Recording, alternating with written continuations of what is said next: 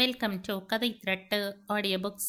இந்த வீடியோவில் நம்ம என்ன கதை கேட்க போகிறோம்னா ஜாங்கிரி சிறுகதை. நம்ம சேனலை இது வரைக்கும் சப்ஸ்கிரைப் பண்ணாதவங்க சப்ஸ்கிரைப் பண்ணுங்க. பக்கத்தில் இருக்கிற பெல் ஐக்கானை கிளிக் பண்ணி ஆல்ங்கிற ஆப்ஷனை ப்ரெஸ் பண்ணுங்க. ஹைப்புங்கிற ஆப்ஷனை கிளிக் பண்ணி இந்த வீடியோவை ஹைப் பண்ணுங்க. வாங்க கதைக்குள்ளே போகலாம். தங்கராசு, சொல்லி போட்டேன், நீ அந்த குட்டியை மறந்துடுறது உனக்கும் நல்லது, இந்த செக் போஸ்ட்டுக்கும் நல்லது என்று உரிமையுடன் பேசினார் முனுசாமி. அதில் கண்டிப்பும் கலந்திருந்தது. அன்னம் தலையில் கூடையுடன் சாலை வழியே வருவதும் தங்கராசு பல்லை இழித்து கொண்டு அவளுடன் பேசிக்கொண்டே ஆற்றங்கரை பாலம் வரை போவதும் அவருக்கு துளி கூட பிடிக்கவில்லை. ஏனுங்க சார், நீங்களாவது சொல்லக்கூடாதா? வயசு பிள்ளை இப்படி அந்த ஊர் பேர் தெரியாத பொண்ணோட சுத்துறது சரியா சார்? தங்கராசு ரொம்ப கண்டிப்பு பேர் வழி, கை சுத்தம், ஒரு பைசா வாங்க மாட்டான்னு என்கிறீங்க. சரி, சந்தேகப்பட்டா ஒரு காசு காயை கூட போக விட மாட்டான். ஆனா அண்ணன் வந்துட்டா அவ கூடையில என்ன இருக்குன்னு ஏன் செக் பண்றதில்ல? எனக்கு பிடிக்கல சார். ஆமாம் என்று செக் போஸ்ட் அதிகாரியிடமும் புகார் செய்து பார்த்தார் முனுசாமி. அவர் சிரித்தார். தங்கராசு சீறினான். கிழவா, என் சொந்த விஷயத்துல தலையிடாத, சொல்லி போட்டேன். என்னையா செக் பண்றது? எனக்கு தெரியும்யா. வேணும்னா உன் எதிரிலேயே அந்த கூடையை நான் சோதனை போடுறேன். அது பாவம், அடுத்த ஊர்ல இருந்து ஏதோ சாமான் காய்கறி வாங்கி வருது. அப்பா கடை வச்சிருக்கிறாராம் கிராமத்துல என்று பதிலுக்கு சீருவான். அவனாலும் அவளை ஏனோ மறக்க முடியவில்லை. 6 மாதங்களுக்கு முன்புதான் அவள் அறிமுகமானாள். முடவனாற்றங்கரை செக் போஸ்ட் மாவட்ட எல்லையாக இருந்தது. லாரி வண்டி எதுவானாலும் அந்த செக் போஸ்டை தாண்டித்தான், சோதனைக்கு உட்பட்டுத்தான் போயாக வேண்டும். தங்கராசு மிகவும் கண்டிப்பானவன். ஆபீசர் சொன்னால் கூட விடமாட்டான். ஆனால் அன்னம் அவன் கண்டிப்பை நெகிழ செய்து விட்டாள். அவன் இதயத்தில் அவள் அமர்ந்து விட்டாள். அண்ணா, அப்பாவை கேட்டியா? தை வரப்போகுது. இந்த தை மாசத்துல கல்யாணத்தை முடிக்கணும் என்று அவன் ஒரு நாள் பளிச்சென்று அவளை கேட்டுவிட்டான். இதில் என்ன சுற்றி வளைத்து பேச இருக்கிறது? நாள்தோறும் ஆற்றங்கரையில் உட்கார்ந்து சிரித்து பேசி ஊர் வம்பெல்லாம் பேசி பேசி ஒருவருக்கொருவர் நெருங்கிவிட்ட பிறகு கல்யாண விஷயம் கேட்பதில் என்ன வெட்கம்? நான் வேண்டுமானால் நாளைக்கு உங்க கிராமத்துக்கு வரட்டுமா என்று அவள் முகத்தை உற்று நோக்கியபடி கேட்டான் தங்கராசு. இதுவரை மணலிலே கோலம் போட்டு கொண்டிருந்த அன்னம் சட்டென முகத்தை நிமிர்த்தி, ஐயோ அதெல்லாம் வேண்டாம், கொஞ்சம் பொறுங்க, விஷயம் தெரிஞ்சா என்னை வெட்டி போட்டுடுவாங்க என்ற முகத்தில் பீதி பொங்க கூறினாள். அதை நான் அப்படி சொல்லிட்டா அண்ணம்? நாம பழகிறது ஊர் உலகத்துக்கே தெரியும், உங்க அப்பாவுக்கு மட்டும் தெரியாதா? அதை மட்டும் அனுமதித்த அவர் கல்யாண பேச்செடுத்தால் வெட்டி போட்டுடுவாரோ என்று கோபமாக கேட்ட தங்கராசு சற்று தணிந்து, அண்ணம், 6 மாசமா உங்க அப்பாவை வந்து பார்க்குற திட்டத்தை தள்ளி போட்டுட்டே வரேன். மனசை எவ்வளவு கட்டுப்படுத்திக்கிட்டு வந்த. என்னை இனியும் கொல்லாத. உன்னை பார்க்கும் போதெல்லாம் எனக்கு ஏற்படும் தவிப்பு. கல்யாணம் ஆகிறதுக்கு முன்னால உன்னை தொடக்கூடாதுன்னு சத்தியத்துல கட்டுப்பட்டிருக்கேன். சத்திய கோட்டை தாண்ட விட்டுடாத அண்ணம். அவன் குரல் இப்பொழுது தழுதழுத்தது. நெஞ்சழுத்தத்துடன் பேசாமல் இருந்தாளா அல்லது அவளுக்கு பேச்சே வரவில்லையா என்று தெரியவில்லை. அவள் மௌனம் சாதித்தாள். பிறகு சட்டென்று எழுந்து, நேரமாவது மச்சா, நான் புறப்படுறேன், ஒரு வாரம் பொறுத்துக்க, நானே எங்க அப்பா கிட்ட அழைச்சிட்டு போறேன் என்றாள்.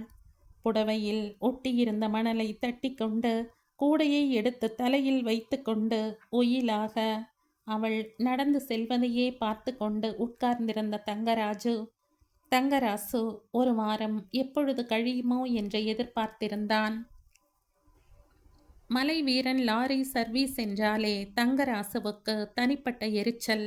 கழுத்தில் சங்கிலி, சில்க் ஜிப்பா, விரல்களில் மோதிரம். லாரி ஓட்டும் டிரைவருக்கு இவ்வளவு வசதியா? அவனுக்கு சந்தேகம்தான். மலை வீரன் லாரி வந்தால் லேசில் முடவனாறு செக் போஸ்டில் இருந்து புறப்பட முடியாது. ஆபீசரோ முனுசாமியோ யார் சொன்னாலும் தங்கராசு லாரியை சோதனை போடாமல் நகர விடமாட்டான். என்ன தங்கராசண்ணே, அன்னம்மாளிடம் கடத்தல் பொருள் நிறைய இருக்கும், கவனமா சோதனை போடு என்று சொல்லிக்கொண்டே பதிலுக்கு எதிர்பாராமல் செக் போஸ்ட் ஆபீஸ் கட்டடத்திற்குள் நுழைந்து விட்டான். அவன் அங்கிருந்து நகர்ந்ததும் ஒருவித சென்ற்றின் வாசனை குப்பென்று எழுந்தது. லாரிக்காரங்களுக்கு இரக்கம் காட்டவே கூடாது என்று சொல்லிக்கொண்டே அன்னத்தை பார்த்து, அன்னம் அவசரமா போறியா? கொஞ்சம் உன்கிட்ட முக்கியமான விஷயம் பேசணும் என்றான்.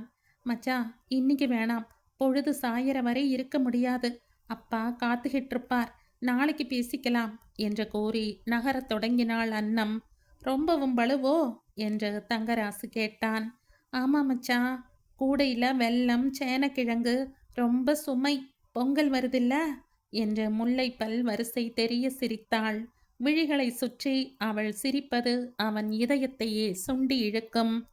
தலை சுமையோடு நின்று பேச அவளை நிறுத்தாமல் அவளுடனேயே பேசிக்கொண்டே நடக்கலானான். தடுப்பு சவுக்கு கம்பை மேலே தூக்கி செல்வதற்கு வழி செய்தான். அண்ணோ, இன்னைக்கு உன்கிட்ட நிறைய பேசணும் என்று நினைத்தேன். ஒரு வாரம் வரையில் கூட பொறுக்க முடியாது அன்னம் என்று பேசினான் தங்கராசு. தான் என்ன பேசுகிறோம் என்றே அவனுக்கு புரியவில்லை. அவன் உள்ளத்தில் முதல் நாள் இரவு முதல் ஒரு விபரீத எண்ணம், குரூர எண்ணம் என்றும் சொல்லலாம். வழக்கம் போல ஆற்றங்கரையில் அமர்ந்து பொழுது சாயும் வரையில் பேசிக் கொண்டிருப்பது என்றும், இருட்டிய பிறகு தன் இதய தாபத்தை அவளிடம் வெளிப்படுத்தி கல்யாணமாகும் வரையில் தாங்க முடியாது என்றும், அந்த கணம் முதல் அவள் மனைவியாகி விட வேண்டும் என்றும், அன்றே முதலிரவு என்றும் கூறி தன் ஆசையை நிறைவேற்றி கொண்டு விடுவது என்றும் முடிவு செய்திருந்தான். கன்னித்தன்மையை இழந்த பிறகு அன்னம்மாள் தந்தையை வற்புறுத்தி கல்யாணத்திற்கு ஏற்பாடு செய்து விடுவாள். எப்படி யோசனை? தனக்குத்தானே சபாஷ் போட்டு கொண்டான் தங்கராசு. என்ன மச்சான், இன்னைக்கு உங்க பேச்சு பார்வையெல்லாம் ஒரு மாதிரியா என்று கூறி அன்னம் அவன் பக்கம் திரும்பி சிரித்தாள். ஆ, ஆமாம் ஆமாம், ஒரு மாதிரிதான். அதனால தான் உங்ககிட்ட பேசணும்னு சொன்னேன். செக் போஸ்டில் எல்லாரும் கேலி பண்றாங்க, எப்ப கல்யாணம்னு. தங்கராசு சற்று நிறுத்தி அவளை திரும்பி பார்த்தான். மச்சான், ஆத்து தண்ணிய வெள்ளமா கொண்டு போயிடும். ஒரு வாரம் ஒரு நிமிஷமா பறந்து போயிடும். இன்னைக்கு சீக்கிரமா வீட்டுக்கு வரதா சொல்லி வந்துட்டேன். அப்பா காத்துக்கிட்டு இருப்பார். இன்னும் கொஞ்ச நேரத்துல வரலைன்னா தேடிக்கிட்டு எதிரியே வந்துடுவாரு. அப்போ நம்ம 2 பேரையும் என்று அவள் சற்று தள்ளி அமர்ந்தே பேசவும் தங்கராசுவுக்கு கோபம் பொங்கியது. அண்ணா, என்ன இப்படி பேசுற? நம்ம 2 பேரையும் சேர்ந்து பார்த்தா என்ன? இன்னைக்கு நான் என்ன திட்டம் போட்டேன் தெரியுமா என்று அவளை மெல்ல தன் அருகே சேர்த்தான். அன்னத்திற்கே வியப்பாயிருந்தது தங்கராசுவின் அன்றைய போக்கு. அன்னம், நீயே சொல்லு. கண் எதிரில் செங்கனியை வச்சுட்டு அதை கடிக்காம எந்த அணிலாவது இருக்குமா என்று கூறியவாறு தன் கரத்தை அன்னத்தின் எடையை சுற்றி தவழ விட்டான். மச்சா, உங்க மனசு எனக்கு புரியுது. எனக்கு மட்டும் என்னவாம், உங்க மார்பில் முகத்தை புதைச்சிக்கிட்டு ராவெல்லாம் தூங்கணுங்கிற ஆசை என்று அவள் கூறும்போது தங்கராசுவின் உடல் முழுவதும் சிலிர்த்தது. மச்சா, கொஞ்சம் பொறுங்க. ம் என்று சொல்லிக்கொண்டே, அடடா மறந்துட்டேனே, இந்தாங்க, சந்தையிலிருந்து உங்களுக்கு ஒன்று வாங்கி வந்திருக்க என்று சொல்லிக்கொண்டே கூடையின் மேலே இருந்து ஒரு பொட்டலத்தை எடுத்து கொடுத்தாள். தங்கராசு அதை பார்த்து கொண்டிருக்கும் போதே அன்னம் மணலில் கால் அழுந்த நடந்து சென்று மறைந்தாள். பெருமூச்சு விட்டபடியே தங்கராசு திரும்பி செக் போஸ்டை நோக்கி நடையை துரிதப்படுத்தினான். பொட்டலத்தை பிரித்தான். அதில் அவனுக்கு பிடித்தமான ஜாங்கிரி ஒன்று காட்சியளித்தது. விண்டு வாயில் போட்டு கொண்டான். அதன் சுவை இனித்தது, ஒருவித மனம். இது என்ன வாசனை? கிழவன் முனுசாமி செக் போஸ்ட் ஓரமாக உட்கார்ந்திருந்தார். அவர் கையிலும் ஒரு பொட்டலமா? மலை வீரன் போயிட்டானா? அவனை இன்னைக்கு லேசில் போக விட வேண்டாம்னு நினைச்சேன் என்ற தங்கராசு கூறவும், ஆமா ஆமா, உனக்கு எப்பவும் அவன் மேலேயே தான் கண்ணு. அவன் உனக்கு ஆகாத காரியம் என்ன செஞ்சிட்டான்? போ, பலகாரம் இனிப்பு பழங்கள் எல்லாம் நிறைய கொண்டு வந்து கொடுத்துருக்கான். இன்னைக்கு அவனுக்கு பிறந்த நாளாம் என்றார் முனுசாமி. உள்ளே மேஜை மீது பிரிக்கப்பட்ட பொட்டலங்கள். அதில் தோசை, போண்டா, ஜாங்கிரி. ஜாங்கிரி, அதே ஜாங்கிரி, அதே வாசனை. அவன் மனசை என்னவோ செய்தது. சாலையில் ஜீப் வந்து நிற்கும் ஓசை. ஜீப்பில் இருந்து வணிக வரி அதிகாரிகள் இறங்கி வந்தனர். மலைவீரன் லாரி வந்து போயிட்டதா என்ற அதிகார குரல். இப்பதான் போச்சு இப்பத்தானா டிரைவர், சீக்கிரம் ஜீப்பை ஓட்டு என்று பரபரப்புடன் கூறினார்கள். பொழுது நன்றாக சாய்ந்து இருள் படரத் தொடங்கிய போது ஜீப் திரும்பி வந்தது. தங்கராசு, இனி அந்த மலைவீரன் மேல ஒரு கண் இருக்கட்டும். அதிகாரியின் குரல். எப்பவும் எனக்கு சந்தேகம் உண்டுங்க. இன்னைக்கு விட்டுட்டியே, அவ்வளவு சீக்கிரம் சோதனை போட்டுட்டியா? நிறைய கடிகாரங்கள் கடத்தி வர்றதா செய்தி கஸ்டம்ஸ்ல இருந்து வந்தது. ஆ, இனி கவனம் இருக்கட்டும் என்று கூறினார் அதிகாரி. ஜீப் போய்விட்டது. மறுநாள், அதற்கு மறுநாள் அன்னம் வரவில்லை. அவளை எதிர்பார்த்து கண் வலித்ததே, அதுதான் மிச்சம். அன்னம் அன்று வழக்கம் போல அசைந்து குலுங்கி நடந்து வந்து கொண்டிருந்ததை பார்த்த பிறகுதான் அவனுக்கு உயிரே வந்தது. இன்னைக்கு கூடையில பாரம் இல்ல என்று சொல்லி சிரித்தாள் அன்னம். என் மனசுல பாரம் இருக்கே, பாரத்தை நாளைக்கு குறைச்சிடுறேன். 8 மணிக்கு வரேன். பக்கத்து ஊர் டூரிங் டாக்கீஸ்ல நல்ல படமாம். கண்ணங்குழிய சிரித்தாள் அன்னம்.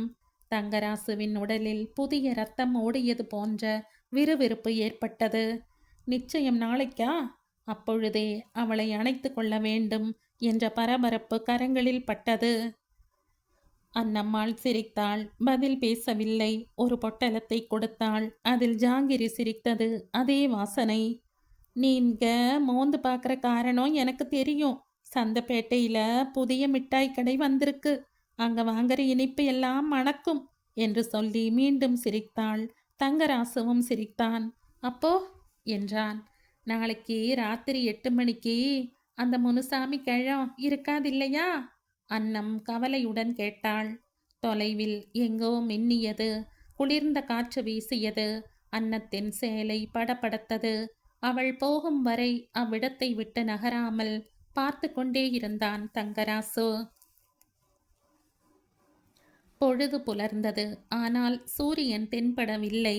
வானமங்கை கருமேகங்களை அணிந்திருந்தாள். ஓரிரண்டு மழை துளிகளும் விழுந்தன. வானொலியில் புயல் வருவதை பற்றிய எச்சரிக்கைகள் வந்து கொண்டே இருந்தன. முடவனாற்று பகுதியில் புயல் மழை பற்றி கவலை என்றுமே இல்லை. எந்த புயலும் அந்த பகுதியை தாக்கியதே இல்லை. முடவனாற்றில் வெள்ளம் வருவதைத்தான் அந்த பகுதியினர் விரும்பினர். மாலை 5, 6, இரவு வந்தது 7, 7:30. தங்கராசுவுக்கு இருப்பே கொள்ளவில்லை. 8 மணிக்கு அன்னம் வந்து விடுவாள். டார்ச்சை அவ்வப்போது அடித்து சாலையை பார்த்தான். குறுக்கு தடை கம்பை எடுத்து விட்டான். சிவப்பு விளக்கு அழுது வடிந்து எரிந்து கொண்டிருந்தது. சுங்கசாவடி பெட்ரோமாக்ஸ் விளக்குகள் படிச்சென்று எரிவதும் மங்குவதுமாக பெயருக்கு வெளிச்சம் கொடுத்து கொண்டிருந்தன. யாரது? தங்கராசு குரல் கொடுத்தான். டார்ச் வெளிச்சத்தில் அன்னம் நின்று கொண்டிருந்தாள். தலையில் மப்ளரை சுற்றியிருந்தாள். பவுடர் பூசியிருந்தாள். அழகிய நீல நிற பொட்டு. காலில் புது மாதிரி ஸ்லிப்பர். என்ன பார்க்குறீங்க என்று கூறி நகைத்தாள் அன்னம், போதையை பொங்கவிட்டு. தங்கராஜ் மளமளவென்று உள்ளே சென்றான். மேஜை மீது வைத்திருந்த மல்லிகை சரத்தை எடுத்து வந்தான். எங்க திரும்பு, என் கையால உன் கூந்தல்ல சூட்டணும் என்று அவளை திருப்பினான் பின்புறமாக. தலையை சுற்றி இருந்த மப்ளரை பரபரப்புடன் அவிழ்த்தான். கூந்தலில் கட்டு மல்லிகை குலுங்கி கொண்டிருந்தது. அதே ஜாங்கிரி வாசனை மல்லிகையில் இருந்து. இதுவும் அந்த மிட்டாய் கடையில வாங்கினதா என்று கேட்டுக்கொண்டே அவளை தன் பக்கம் திருப்பினான். அவள் சிரிப்பில் கபடம் இருந்தது. அவனுக்கு புரியவில்லை. மச்சான் போகலாமா என்று கொஞ்சினாள். அதுக்காகத்தானே காத்திருக்க என்று அந்த இருளில் அவளை அணைத்து கொண்டான். சிணுங்கி அவனிடமிருந்து கழன்று கொண்டாள் அன்னம். சாலையில் விளக்கு வெளிச்சம் தெரிந்தது. லாரி ஒன்று வரும் ஓசை கேட்டது. தங்கராசு சாவடிக்குள்ளே போய் மற்றொரு காவல்காரனை தட்டி எழுப்பி, லாரி வருது பார்த்துக்க, நான் ராவு 2 மணிக்குத்தான் வருவேன் என்றான். சாலைக்கு வந்தபோது லாரி ஒன்று சற்று தள்ளியே நின்று கொண்டிருப்பது தெரிந்தது. டார்ச்சை அடித்து பார்த்தான். மலை வீரன் லாரி நின்று கொண்டிருந்தது. மலை வீரன் வாய்விட்டு கூவினான் தங்கராசு. வாமச்சா, நேரமாவது. அன்னம் அவன் உடலுடன் ஒட்டினாள். அண்ணா, சமயம் பார்த்து கரடி மாதிரி வந்துட்டானே, இப்படி ராவுல வரமாட்டானே, ஏதோ விஷயம் இருக்கு என்று நகர முயன்றவனை அன்னம் அணைத்து கொண்டு, மச்சா, சினிமாவுக்கு நேரம் ஆயிடும், நீ வா மச்சா என்று அவன் கையை பற்றி இழுத்தாள். அண்ணா, எனக்கு ஒரு உதவி செய்வியா? என்ன மச்சான்? எனக்கு இன்னைக்கு நல்ல காலம். நான் தான் வந்திருக்கனே. அதில்ல, மலை வீரன் லாரியை இன்னைக்கு சோதனை போட்டா எனக்கு நல்ல பெயர் கிடைக்கும். சம்பளமும் கூடும். ப்ரமோஷன் வரும். நீ இங்கேயே இரு. லாரி டிரைவருடன் பேச்சு கொடுத்து கொண்டிரு. நான் நொடியில வந்துடுறேன் என்று கூறிவிட்டு மற்றொரு காவல்காரனிடம் குறுக்கு தடுப்பை மலமா போடு என்று எச்சரித்துவிட்டு சைக்கிளை எடுத்துக்கொண்டு ஓடினான். 2 மைல்களுக்கு அப்பால் தான் டெலிஃபோன் செய்யவே வசதி இருந்தது. அங்கிருந்து பறக்கும் போலீஸ் படைக்கு ஃபோன் செய்யவே விரைந்தான். ஃபோன் சரிவர வேலை செய்யவில்லை. மழை துளிகள் பலமாக விழத் தொடங்கிவிட்டன. மரங்கள் எங்கோ விழும் சப்தம் கேட்டது. ஏமாற்றத்துடன் திரும்பி வந்து கொண்டிருந்தான். மின்னல் வெளிச்சத்தில் மரங்கள் பயங்கரமாக ஆடுவது எங்கும் தெரிந்தது. செக் போஸ்டை வந்தடையும் போது தெப்பமாக நனைந்து விட்டான். குறுக்கு தடை சிவப்பு விளக்கு அணைந்திருந்தது. லாரியை காணோம். அன்னம் என்ற குரல் கொடுத்தான். இருளில் ஒரு உருவம் மெல்ல வந்தது. யார் அது? தங்கராசுவா? மற்றொரு காவல்காரரின் குரல். லாரி எங்க? அந்த பொண்ணு அன்னம் எங்க? பரபரப்புடன் கேட்டான் தங்கராசு. தங்கராசு, நீ அந்த பக்கம் போயிருப்ப. இந்த பக்கம் லாரி வேகமா வந்து நின்னுச்சு. அதட்டலான குரல்ல குறுக்கு தடையை எடுக்குமாறு கேட்டான் டிரைவர். நான் மறுத்தேன். அன்னமும் அவனும் ஏதோ பேசினாங்க. அன்னம் லாரியில ஏறிக்கிட்டா. லாரி பின்புறமா நகர்ந்தது. கொஞ்ச நேரம் ஒண்ணுமே தெரியல. விளக்குகளை காற்று அணைத்து விட்டது. பெரும் சப்தத்துடன் திடீர்னு லாரி வேகமா வந்தது. தடையை உடைச்சிட்டு போய்விட்டது. ரொம்ப சாதாரணமாக சொன்னான் காவல்காரன். அன்னம் என்று கத்தினான் தங்கராசு. தங்கராசு பரபரப்புடன் சாலை குறுக்கு தடையருகே சென்று பார்த்தான். கம்பு முறிந்து கிடந்தது.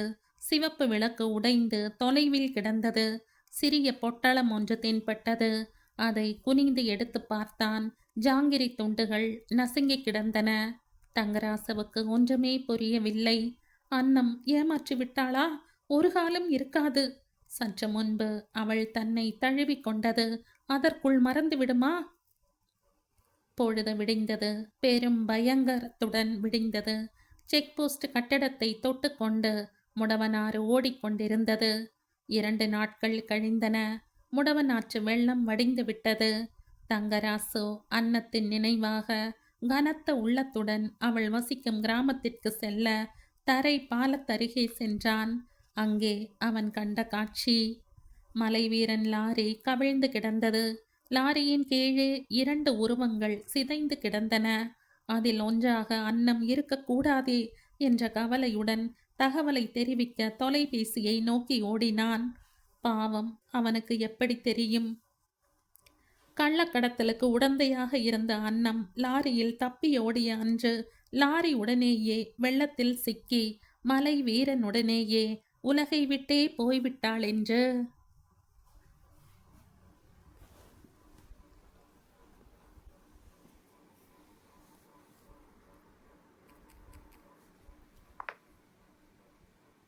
இதோட இந்த கதை முடியுது. இந்த கதை உங்களுக்கு பிடிச்சிருந்தா லைக் பண்ணுங்க, ஷேர் பண்ணுங்க, சப்ஸ்கிரைப் பண்ணுங்க. மற்றும் ஒரு இன்ட்ரெஸ்டிங்கான கதையோட அடுத்த வீடியோவில் சந்திப்போம். பை. தேங்க்யூ.